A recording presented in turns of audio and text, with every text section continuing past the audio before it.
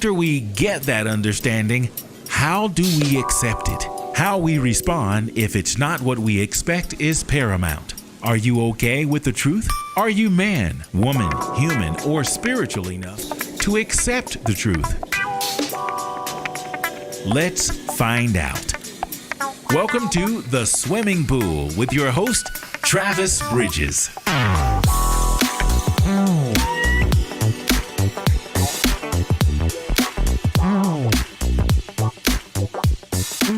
Hey, how y'all doing? I hope you're doing fine. Oh man, it seems like I don't even have words, man. This is gonna be a short intro. I do have a guest canned and standing by that I'm going to bring on in just a few minutes. But it has been an incredible week for me. I don't know how it's been for you, but my son actually posted something today about, having mishaps or going through stuff, how it prepares you and makes you strong, something to that effect. I wish I had written it down. It's just coming off the top of my head right now, and I'm actually thinking about it.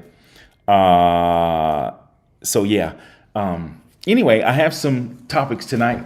I'm going to get right into it. But before I do, I just want to talk, about what's on my mind. There's some stuff on my mind right now, and I want to talk about it. That's what you're supposed to do.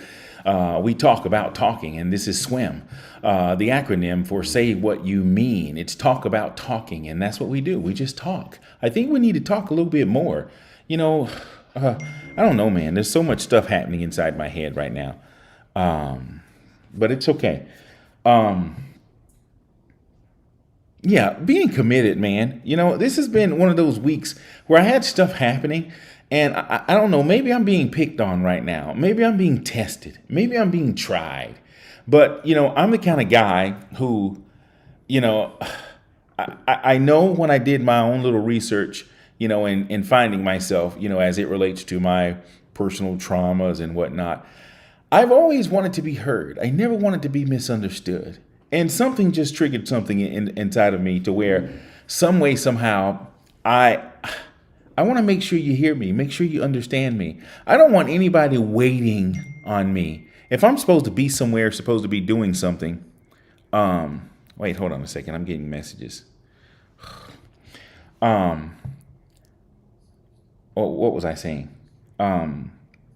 Just being committed, man, and following up. Why won't people... I don't get it. I'm talking about people. It's like, I don't know. I part of my live stream tonight is talking about being provoked. And maybe that's why, this is happening to me because, maybe I'm easily provoked. And I think, the message was if you can easily be easily provoked, you can easily be controlled. That bothered me so much so that I'm talking about it. So my guest and I are going to talk about that. We're going to talk about being provoked. We're going to be talking about the cell phone, and we're going to be picking up on part 2 or maybe even 3 now on going to church or staying home. But back to that part about, being provoked. It kind of hit home, for me, because I don't want to admit that I'm easily provoked.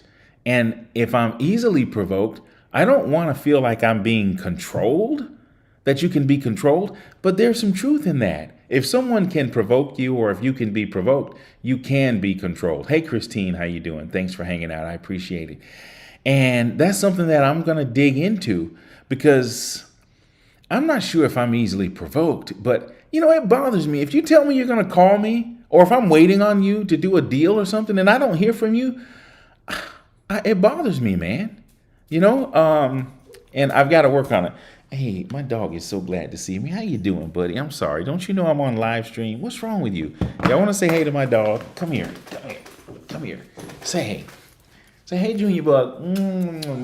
This is my dog. I'm gonna put him back down because he's looking for attention, but I can't deal with you right now. I need you to chill. Anyway, he's just like a child. Where was I? Being provoked. Yeah, man. Are you easily provoked? That's a question tonight. And if you are easily provoked or bothered by something, maybe I should change it and say, are you easily bothered, or you get, aggravated easily? And maybe you're being controlled. So if you tell me you're going to do something and you don't do it, and I respond to that emotionally, am I being controlled? Gosh, man, maybe I am. I'm going to have to work on that. I'm going to have to schedule a therapy session and get that under control, because I don't want to be controlled. But, your word should mean something. And if you tell me something, or if I'm waiting on you to do some business or something, and you drag your feet, I've got to learn how to just be cool.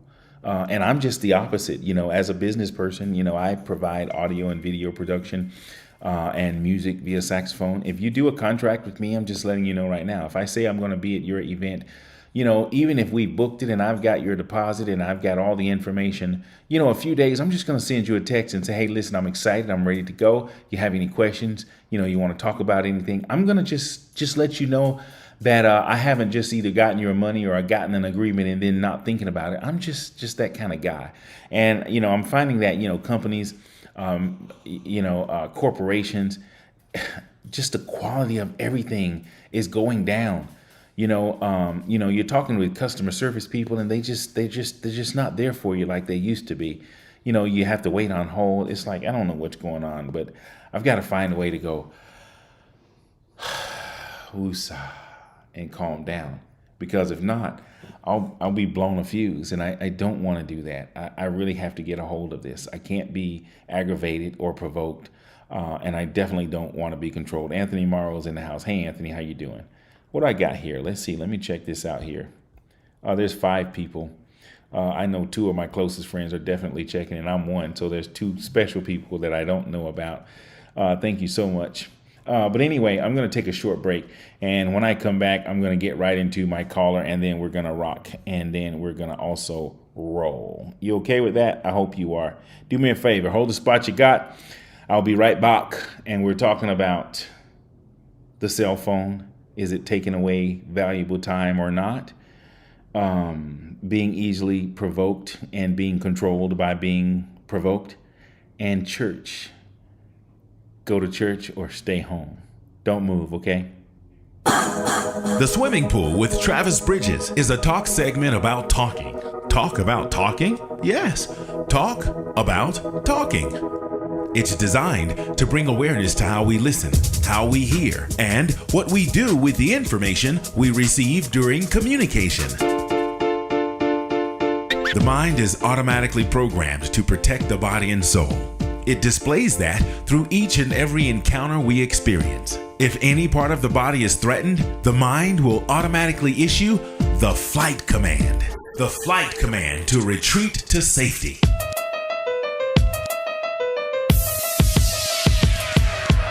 Well, that same command is also deployed when our ego is threatened. The ego, yes, the ego. It's so natural and common, it happens oftentimes without us even knowing. Engaging in conversation and staying focused on what is present is considered mental fitness. It strengthens our emotions and helps us to gain control of our circumstances instead of having our circumstances overtake our thinking and our very existence. It's a difficult task to achieve because our feelings, beliefs, and desires are so strong that it causes us to totally disregard even the most common or basic reasoning. This live stream is only here to bring awareness to that subconscious process. Nothing or no one is actually wrong. However, the idea of being open to anything outside of what we've already concluded is golden, especially if the new information is transparent. The SWYM developers would like to say thanks for supporting, watching, listening, and sharing this information. Now, back to the swimming pool. Let's dive in and swim.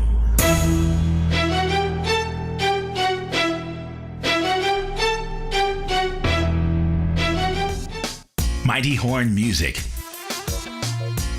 Smooth jazz, top 40, R&B, inspirationals, and more. Live from the Hollywood Home Studio. Like, share, subscribe. And thanks for tuning in.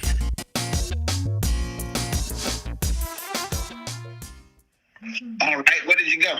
I don't know. We're on now, though. Okay. Yeah, I don't think I think that happened on purpose because when I went back to get us again, I hadn't started everything, so that was divine. Okay. So yeah, we're back now. We're on. I was about to say, when you answered, you sounded like you normally sound. When I told you were on, you kind of put on your good speaking voice. Well, I keep that one on when it's necessary. Which one do you? I might digress from both of them, depending on where we are in the conversation. You put your good speaking voice on. I was like, wait a minute, we don't even have an audience yet. You got your good voice on. You're supposed to save your good voice when we're in public or something. No, it all depends on the subject, matter, what's going on. The need for the voice will show up. Oh. But either always in character. You know what's weird though? I was joking with you just now, but you know, in my days of radio, and when someone would hear a commercial and they would say, "Is that your voice? How you make your voice sound like that?" And then they'll say, "Let me hear your radio voice." And I was like, "What are you talking about? This is my radio voice." And they say, "No, it's not your radio voice. Let me hear the radio voice. It doesn't sound like that." And I say, I had to think about what they were asking me, and I thought about it. When you have a script in front of you and you're reading, your voice sounds a little different than if you're just in a general conversation. If you're at a pulpit or a microphone, it sounds different. If you're out on the ballpark and you're yelling, and it sounds different. If you're alone with your significant other, it sounds different also. So, you know, it just, you know, it changes. So you're right. You just said it'll show up for you. It doesn't mean you're faking or putting on your voice. It's just, you know, you just have to get in character for whatever's happening. That's correct. Yeah. There are many voices in the world, and each of them have their significance. So I believe that the voice that's needed shows up in its time. Okay, well, you taught the voiceover man something tonight. Actually, I don't know if you taught me, but you made me realize it. So, thank you, sir. Ecclesiastes 3:11 or 3:15 says he's made all things beautiful in his time. So that even contributes to the voice when it's needed. Mm-hmm. It will show up. Well, for the sake of time, we're kind of sort of almost at the top of the hour for this segment right here, but I think I'm going to keep us, I'm not going to put a time out there. I've got a time in my head, but we're going to do it. So I've got a couple of subjects. I'm going to tell you what the subjects are before I get started. We don't mention names, or we don't mention brands or locations or anything like that. If we do, I have the ability to edit real fast, and I'll cut it out. So if you say a name by mistake, I will cut it. It's okay. We're just going to try to talk about the subject and not necessarily the verb. Back to my point, though. The subject is cell phones and attention, going to church or staying home, and being easily provoked. We're going to try to cover all three of those. And I'm going to save going to church or staying home for last on purpose, because it's a subject that I did a while back, and I'm just going to revisit. So my audience is familiar with that, but we're just going to touch on it based on the time we have. So I told you I was gonna take it easy on you. So I'm gonna get you started first, and maybe the next couple times if you come back, I'll get on some tough subjects. So we're talking about cell phones and attention, and I'm gonna tell you how this came about. Sometimes people complain about people being on their cell phones, and sometimes people either, they think it's rude, or they think it's, they have something for it, because no matter where you go, dinner tables, families at home, couples out together, you see people on their phones and they're doing stuff. And I guess people from the old school, or people who take offense to it, they like to be able to say something about it, and they're well within their rights of saying something about it. Tell me, before I get into, my spiel, tell me what you think about the cell phone and what it's doing to our time this day and this season. Well, I'm an old school guy. I personally like to say what I feel and show my expressions. I don't think a cell phone is good at that. I think it cuts to it takes away from, but at the same time, it provides a comfort. The comfort that provides if you're away from home, or you're away from your family, it's a source of communication that can, I won't say pacify, but it can take care. It can take care of a source of concern, especially when needed. When one is wondering where one is. Okay, well, for the safety of another, and for the communication of just a couple, our family, the warning and desire to know where one is and what's going on with each other. The available means of communication to enhance the relationship, or to keep it above water at all times. I think that is good. But I do think that sometimes it takes away from the effectiveness of communication with one. Texting is good for some, and it's good for some things, but it's not good for everything. A text can show the wrong emotion, and it could show an emotion where there is none. If you make a mistake on a text, you can't take it back, okay? Because the person that's receiving the text is going to receive exactly what you've sent, even if you're wrong. And you'll spend half the day, more or less, explaining what you meant. So, for me, I use them when I need to. I have to. Other than that, you take me out half the time. If my cell phone, I have one.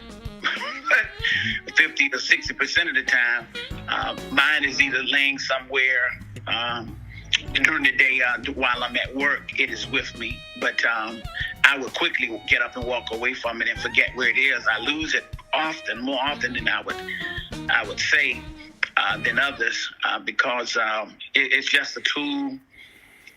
One that, like I said, I use when it's necessary. But other than that, I'm a 50-50 guy with it. It's good when I have it. If I don't have it, I'm okay. But if I'm away and I need it, and I should have taken it with me, I sometimes regret that I did not take it. I often take the home. I will often leave the house without it. Well, I'm just the opposite.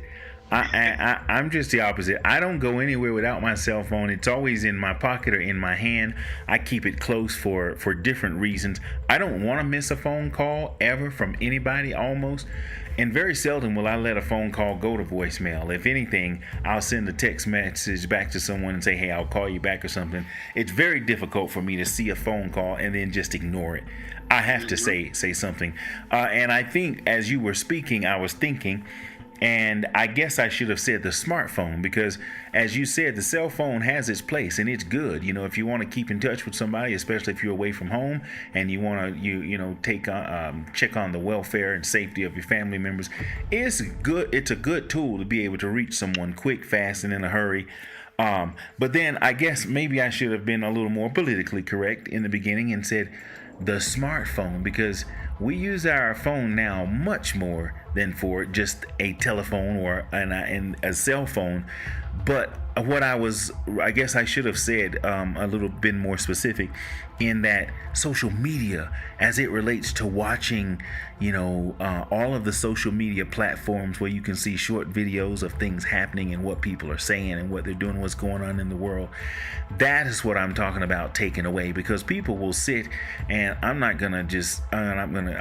people will sit and watch videos on a cell phone for hours, getting caught up on it, and you can either be in the same room with someone having dinner or watching TV or even at a movie, and it takes away from the time. So I heard your point, but could you be a little more specific? Do you think the smartphone in regards to social media is taken away from our time, from our is it compromising the quality of our time with each other?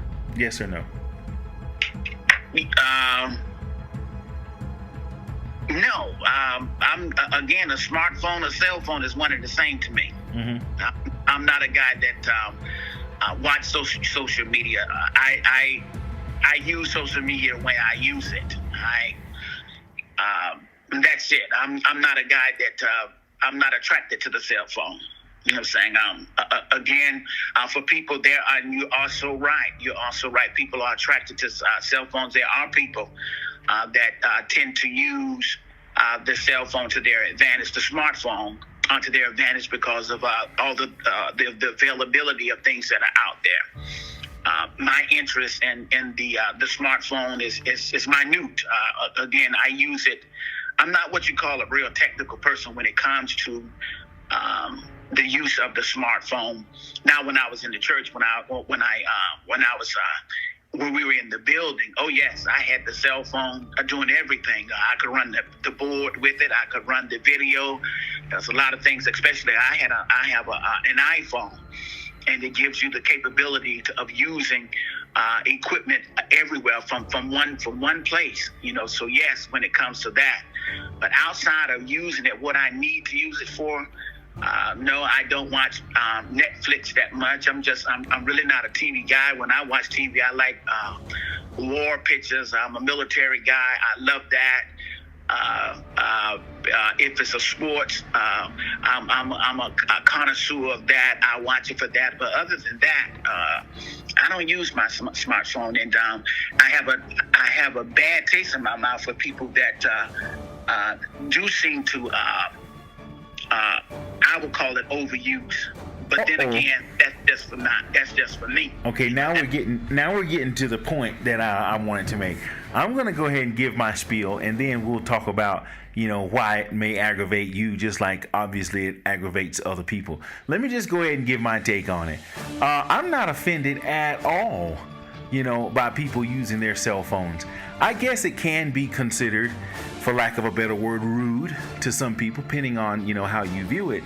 But I think we are in that day and time where it's just a part of what is, and it's common. It's like I have a hard time being offended with somebody doing it. I guess if someone was not paying me any attention or something like that, so be it. But it's like you can't be offended so much so that you have a problem with somebody, your loved one, if they're on it. It's just where we are. It's just the season we're in. It's just we're in a technological age. And back in the 70s and the 80s, people didn't have a cell phone, so you had to listen to somebody or listen a little differently. I can still hear. That's where the term multitasking comes from. So, a few of my closest friends will, complain about me being on the phone or looking at it or paying attention to it, and I'm like, well, wait, first of all, it's my business, and yes, it might be a habit, and I think having this live stream might cause me to be a little more cautious and even attentive to maybe if I'm one-on-one with someone or if I'm doing something, to try to put it down a little bit more. But I want people to leave me alone about checking my phone. So now, what problem do you have with people who you said overuse, but overuse to somebody may not be overuse to someone else? So what's your problem? Why do you have a problem? That is true. Again, for a person that is acclimated to the smartphone, overuse is a minute thing.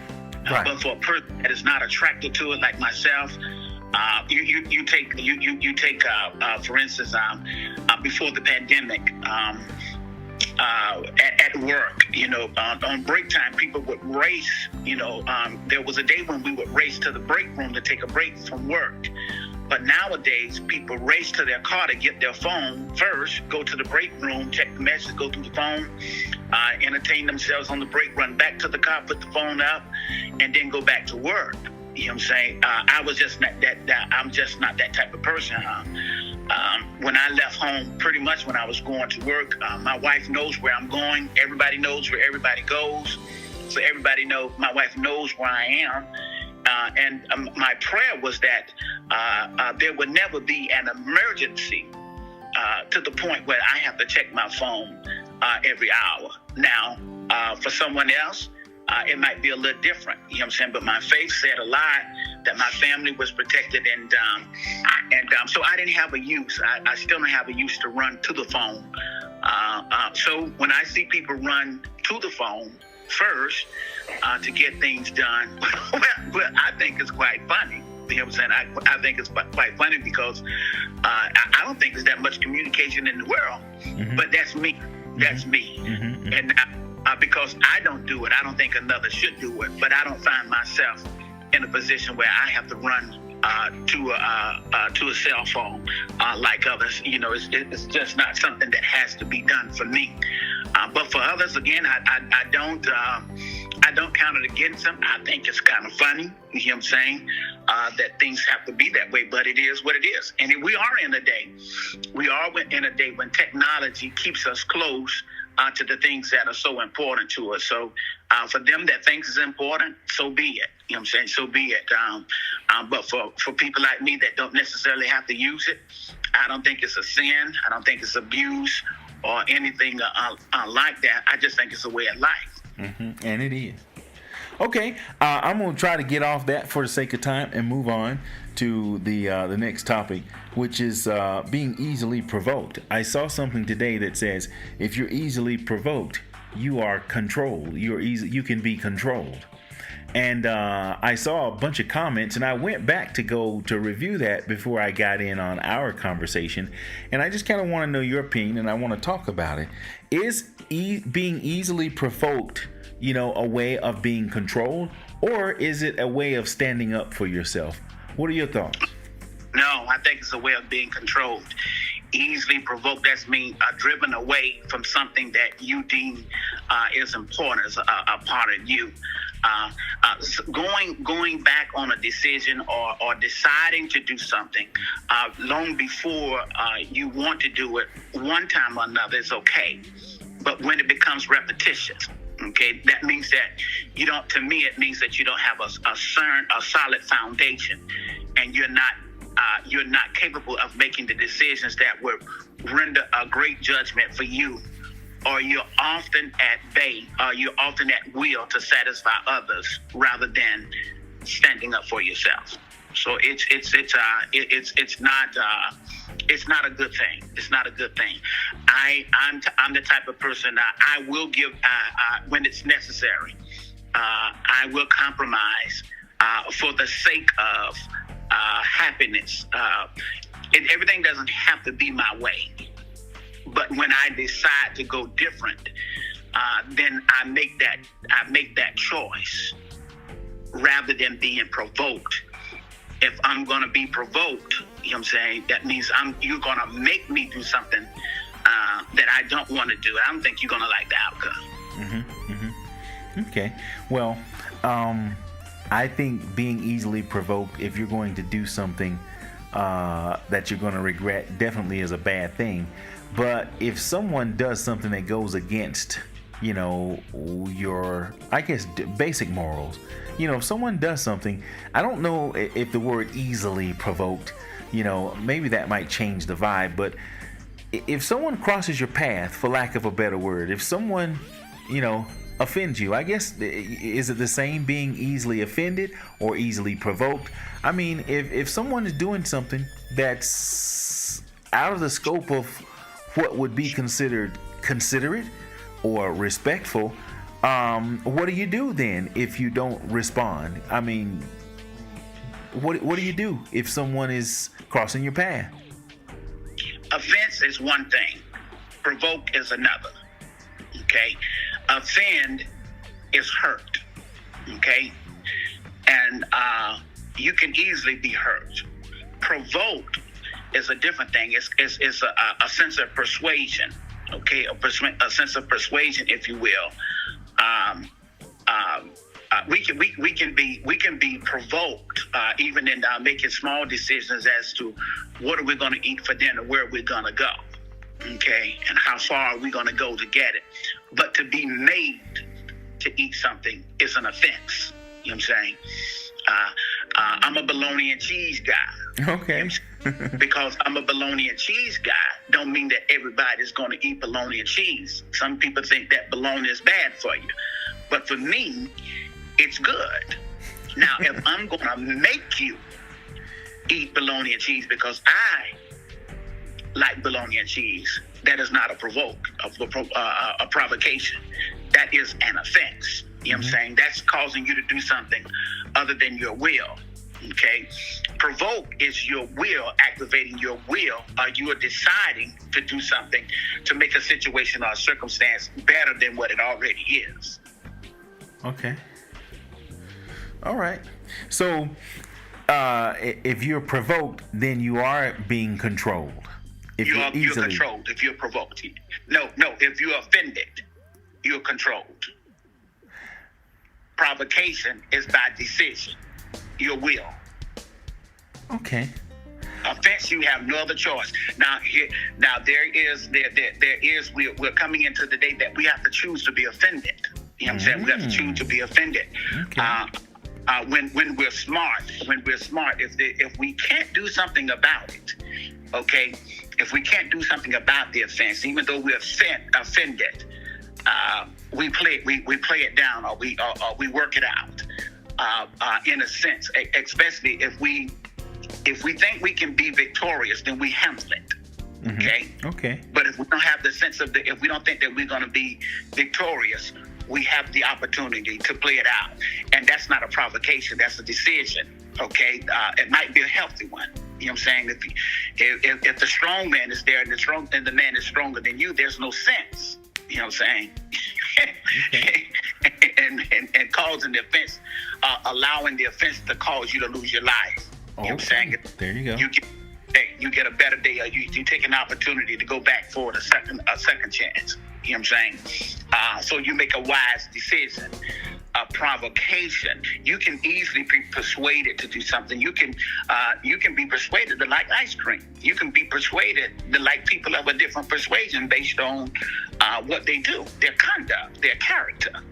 You know, if people want you to like them, then they're going to do something for you to like them. You know what I'm saying? But if people want you to hate them, oh yeah, they're going to do something that's going to really cause you to hate them. So it is a mindset.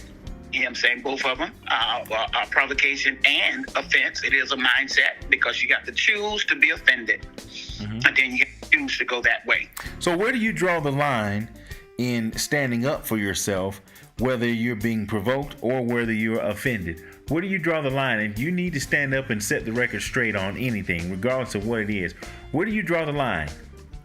Offense always there's always a line with offense, and you have to decide to cross that line or to stay on your side. You know what I'm saying? Again, if you see that you're going to be victorious in crossing the line, then 9 times out of 10, I'm going to cross that line. You know what I'm saying? But if I don't see I don't sense that I'm going to be victorious, I'm going to stay where I am and hold my peace, even in the midst of offense. Okay? Provocation. Yeah, provocation is always going to be my decision. Mine is the last one. It's never going to be the overall, because I have to live with the consequences, and I'm going to live with the consequences that I want to live with, rather whether or not it appeases the person that is doing the provoking. Okay, gotcha. Okay, well, I said I was going to take it easy on you, and these are very easy subjects. If I can get you back, I'll toughen it up a little bit until I think you can handle it. So I'm going to just test the waters a little bit and go into one of those touchy subjects. Last couple of weeks I brought this up, and it was kind of interesting, and I'm going to share it with you, and I want your feedback on it. So we're talking about going to church and staying home. Some people go to church, some people stay home. What is your initial thoughts about going to church and staying home before I get into it? Well, my initial thoughts is there's a time and a season for it. I totally believe in the day and the season and the time that we're in. If you're prone to this walking disease, this cow walking disease, I think you should be, especially if you're sick, you should stay home. I think you should stay home. You're not vaccinated. I don't mind being out amongst people, but I think protection is of the utmost. For me, I think you can have the best of both worlds, because God can be both inside the church and inside your home. So we don't lose by not going to the church, and we don't gain. Him saying about staying home. I think it's an even even Pentecost will. I think we still get God. We still get God. Now, I do say this. If you can go everywhere else, you know what I'm saying? If you can go everywhere else and do everything else, then you can also get to the sanctuary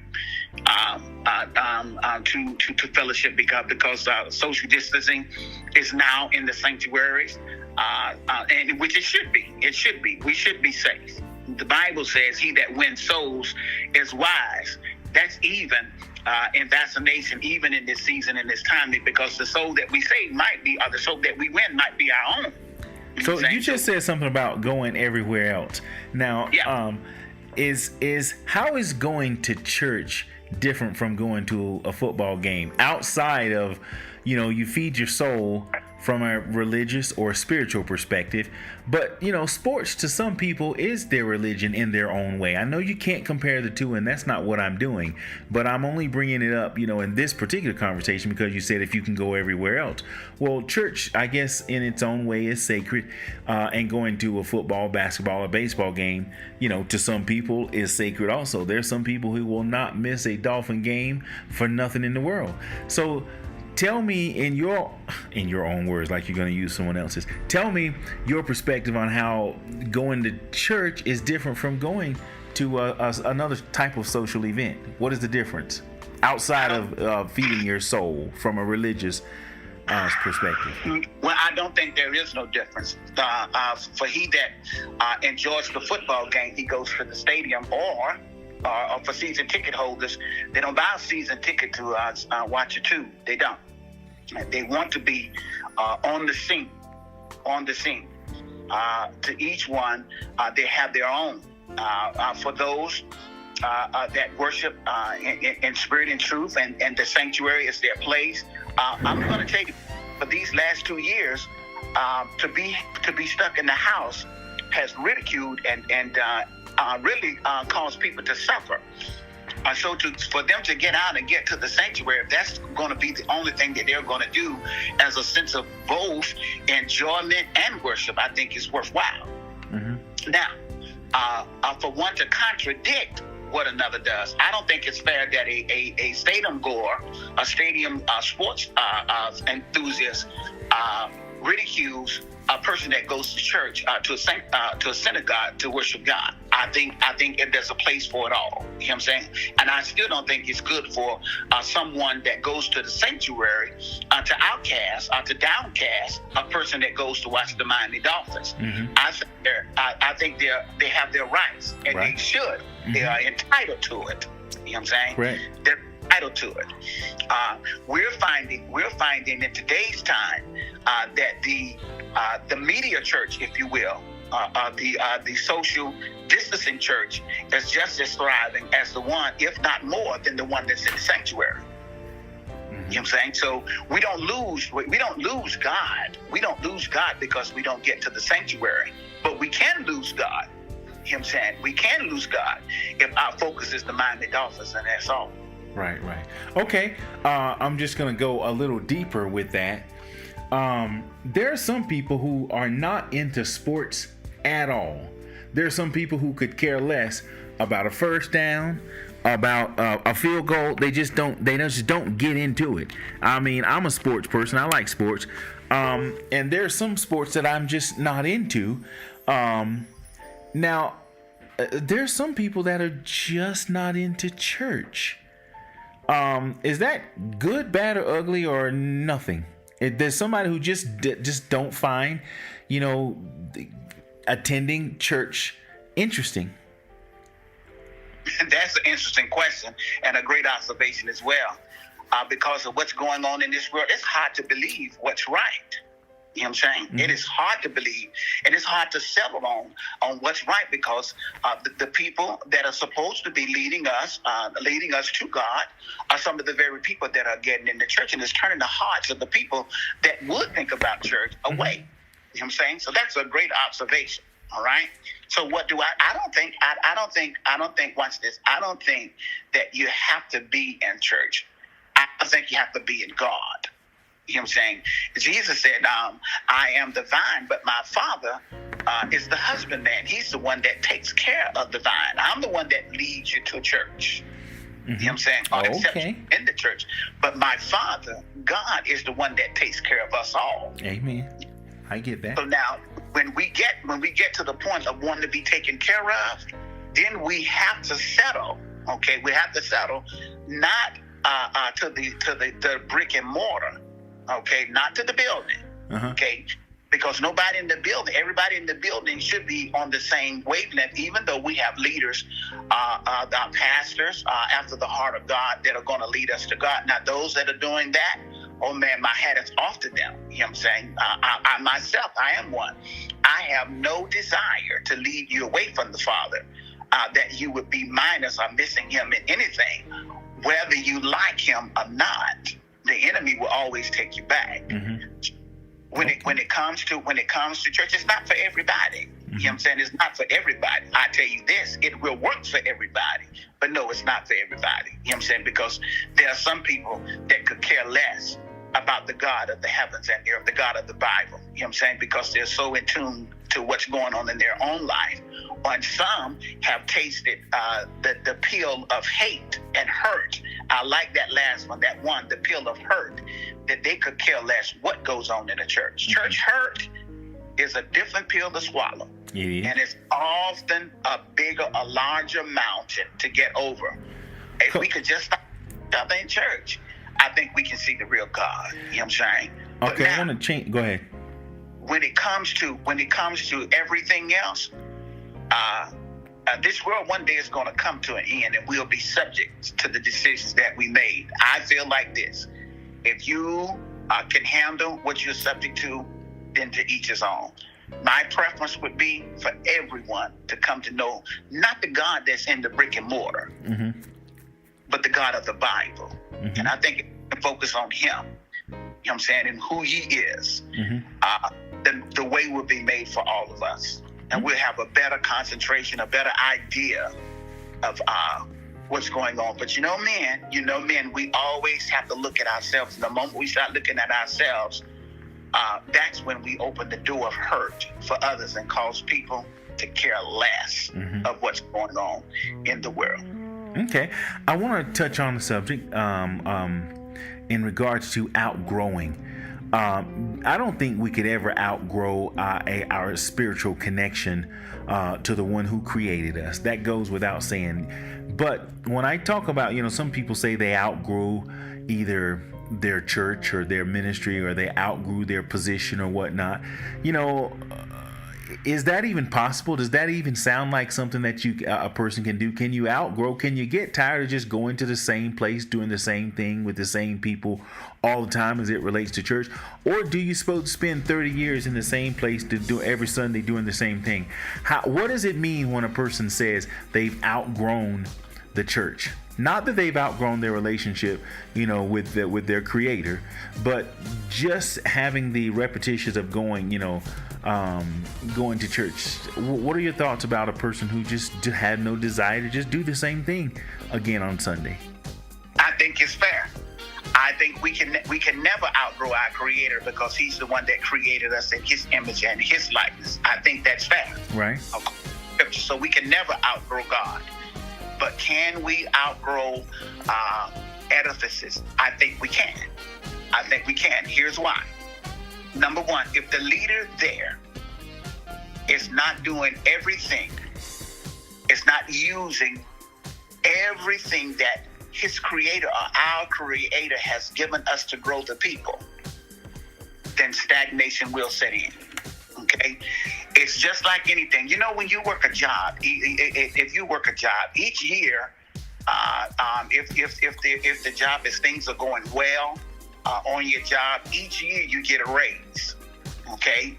And each time you get a raise, a cost of living raise, and it makes you want to do more.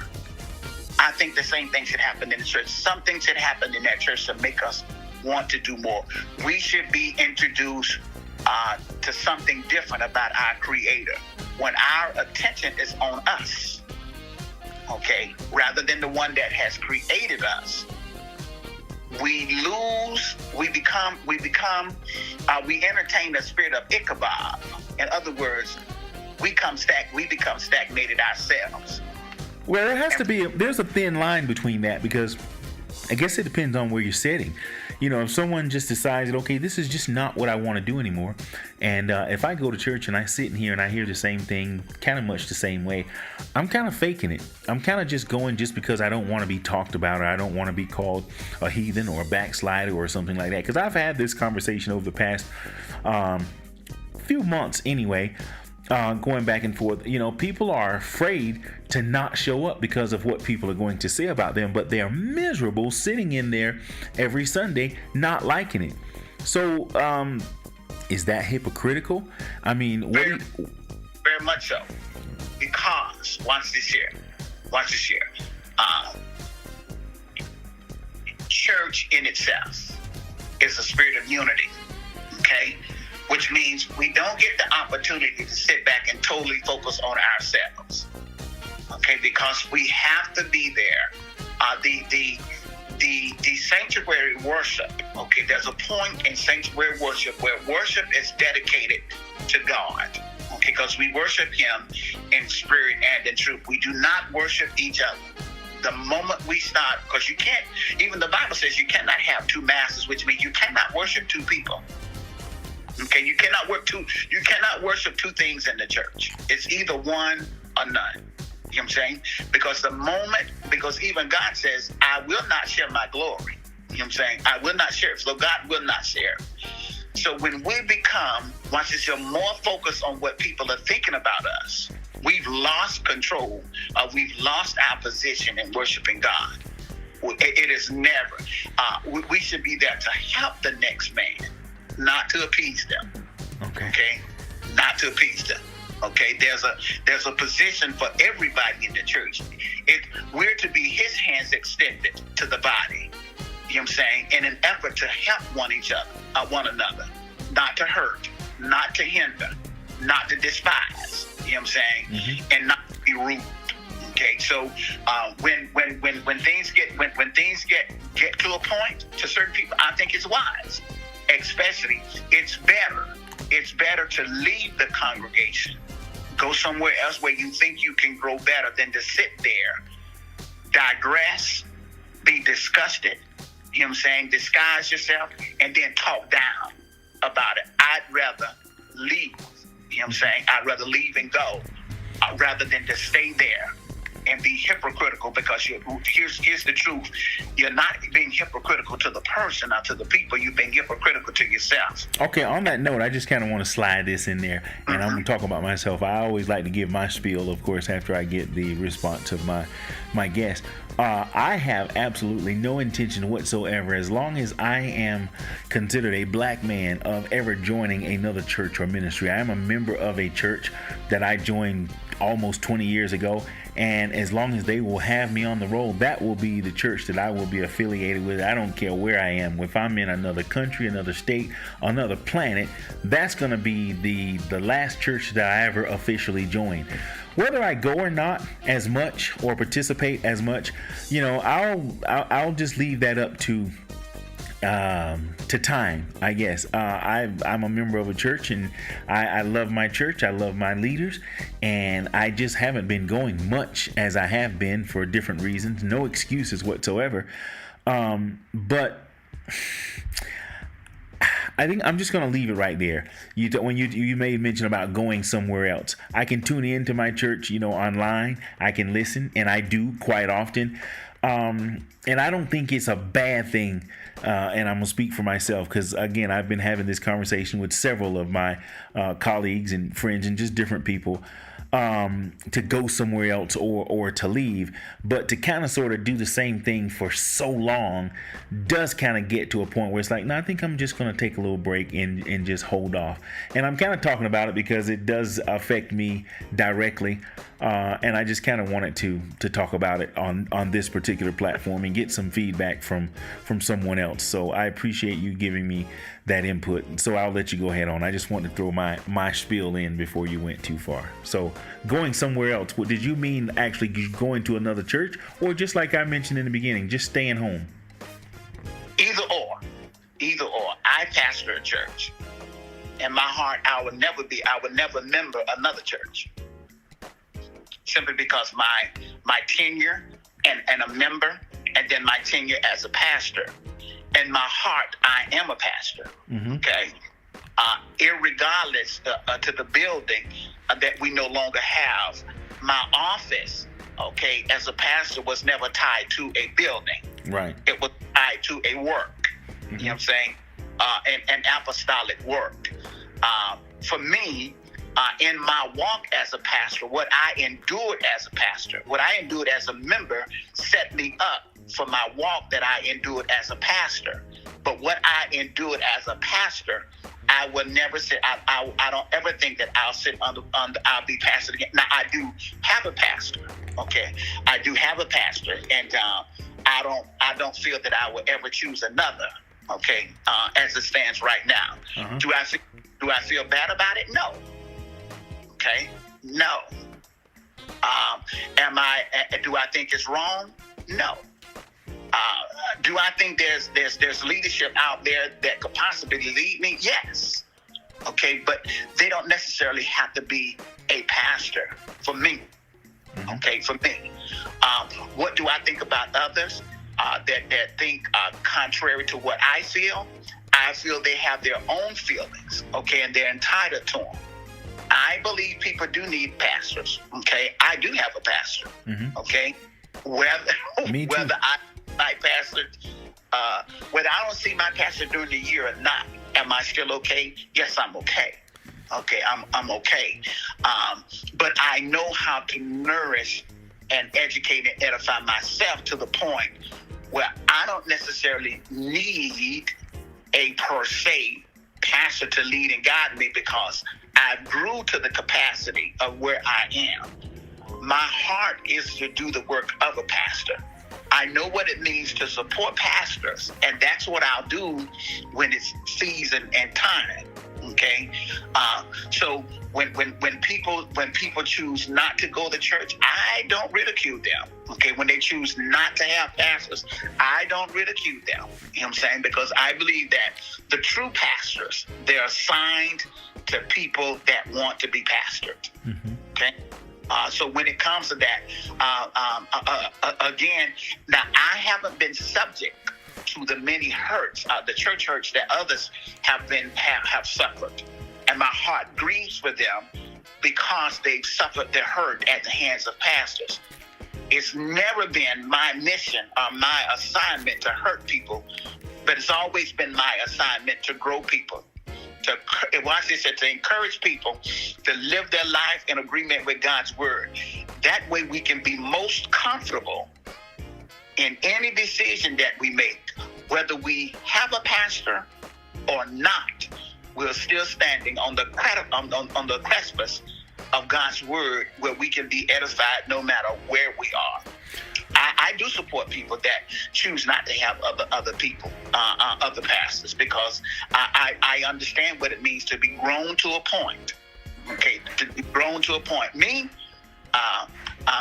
listen, I've sat down so long. I've been nurtured, I've been taught, I've been coached, you know what I'm saying? I've been mentored, and I still receive mentorship today. Okay, from different ministries, different men and women of God, different coaches, different types of people. Well, I feel I still read books, you know what I'm saying? But one of the hardest things for me to do is to choose another pastor. My spiritual father was a great guy. He was a great guy, and I have him with me today. When I want to hear his voice, I put on a tape, no doubt, or a DVD. When I want to be pastored, the Spirit of God would lead me exactly to what I need. You know what I'm saying? But now others can't do that. And I ridiculed myself to the point where even in my own relationship with my only wife, I felt that my wife should have done what I did because we were pastors. But I had to learn. God introduced me to this one statement. He said, no two people are the same. That's I'm saying, and you have no right, okay, to demand something of someone else when they deem that they need to do something different. So for people like you and me, my name will be on one membership roll until the day I check out of here. You know what I'm saying? And when that day comes, no, I don't have to have a big service. I don't have to have a funeral as the way or a homegoing service as the way others would normally do. As a matter of fact, I'm a United States military veteran. You know what I'm saying? I'm a veteran of the United States Navy. Thank you for your service, sir. Thank you. And listen here, I think some of the services that I've seen, I've witnessed, and I've gone through are some of the greatest ones because they come with peace. You know what I'm saying? Peace. I don't need a song. I don't need a choir. I don't need people to say how good I was or how bad I was to them. I don't need that. I don't need a whole lot of people gathering. In my heart, the crowd that is gathering is the crowd that I want to encourage to live lives in agreement with God's word. That's a live crowd. Okay, that's one that I can witness with my eyes. But when my eyes are closed, I can no longer hold witness. I can no longer bear witness to what's there. So when my time comes, the simplest of things is going to be okay for me. And I'm going to be satisfied with that. And if you check out before I do, I'll remind those of exactly what you said. But I do want to say one more thing before we go, because we're getting short now, and I on time. I just want to, as it relates to those, and I'm going to be including those. I love, my church, and I love attending, service. I just don't have the same zeal as I used to have, for attending church. I kind of sort of, wish that I could participate more, particularly in the ministry of music. And I long for that opportunity at some point in time. But I don't know how to get myself back to where I just have this zeal for just wanting to be there all the time and just wanting to be in that place. And that same thing goes for a lot of things. I don't watch the news like I used to. I don't watch sports like I used to. Anything that has to do with anything along that line of attending social events, whether it's spiritual or not. I'm just having more time with myself and the God that's on the inside of me and working on trying to become the best that I can be. But should I be concerned that I don't have the same zeal? If I get called for a church, particularly to share my gifts, skills, and talents, nothing would stop me from going and participating and serving, or even donating my time in some cases. But is there a word for me? Should I feel bad because I just don't have the zeal to just go as much as I, would have gone at a certain time? Seasons and times change, and I'm going to say, fortunately, we change with them. Okay, we've learned from the pandemic, and there is a scripture in the Old Testament where it says the world is puking up its sin. Okay. I think for us, the pandemic has given us, the churchgoers, an opportunity to really see where we are when pandemic strikes. How well do we know our God? Or do we know him at all? Some people are strong in the building. Most people are strong around others. But the idea to be strong in the Lord and in the power of his might doesn't segregate us from being alone and not having the zeal. Now, I will say this: to have gifts and talents, they are great. Okay, they are great. It's great to have gifts and talents, but we'll sing a different side. Okay, we'll sing a different side of the kingdom now, because it doesn't only have to be performed, if you will, or demonstrated on a service. Now, when it is good when we all get together to demonstrate our love for our God by using our gifts and our talents.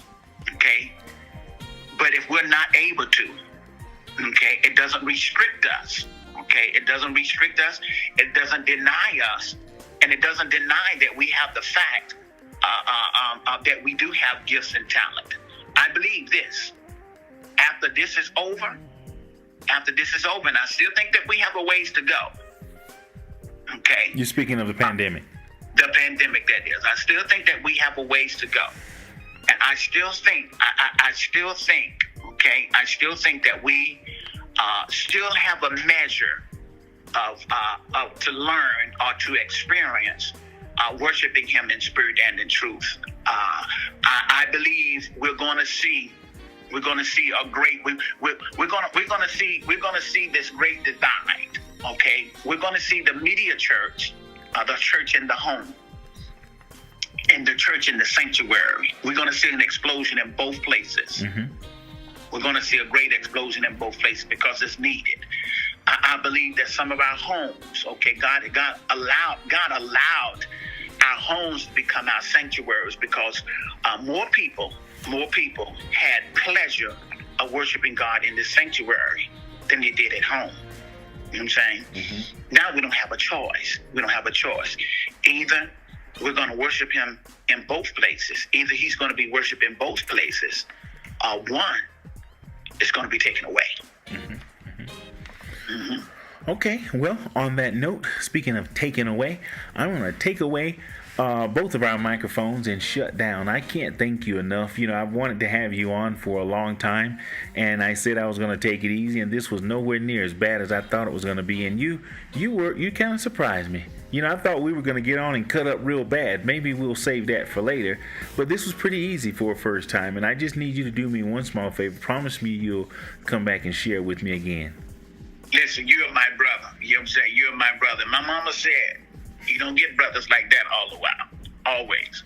So I tell you what, let's make a date. You know what I'm saying? Let's make it a date. Let's make it a purpose and a point to get back together on this platform. Who knows what the next time. All right, I look forward to it. And on that note, I'm going to let you go, man. Thank you so much. I appreciate it. I always like to say before I go, find somebody. You need to say I love you too. And don't just say it, but find a way to show it. So I'm going to leave you with that.